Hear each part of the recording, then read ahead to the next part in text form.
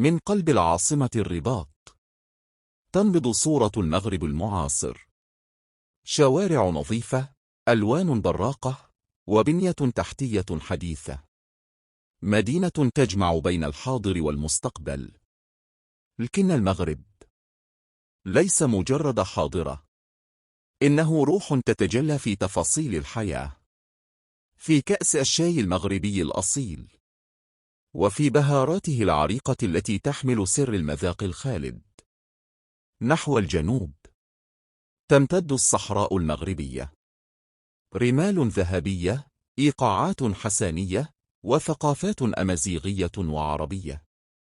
هنا يلتقي التاريخ بالوحدة، والمحيط بثرواته السمكية يروي قصص الرزق والعزيمة. بين رمال الصحراء تبرز الخيول البربرية الأصيلة، رمز القوة والشموخ، وعنوان لوحدة البلاد من شمالها إلى جنوبها.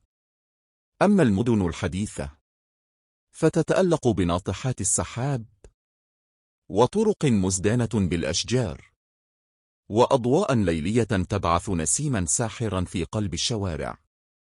وعند الجبال الشامخة تبدأ حكاية أخرى، طبيعة خلابة، زهور متفتحة، وشلالات عذبة تتدفق طوال العام. سحر ينعش كل زائر.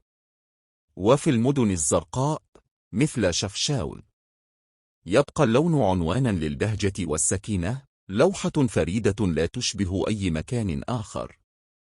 هنا في المملكة المغربية يلتقي الماضي بالحاضر، الأصالة بالإبداع، التاريخ بالحداثة، ليصنع المغرب أرض الحضارة الخالدة وأفق المستقبل المشرق. إن المغرب يحتوي على تطورات المدن مثل العاصمة الرباط المغربية للبنية تحتية وبنيانها العمراني التراتيل المتطور، وشوارع نقية ومزدهرة بألوانها البراقة ومتنوعة في الوان وثقافة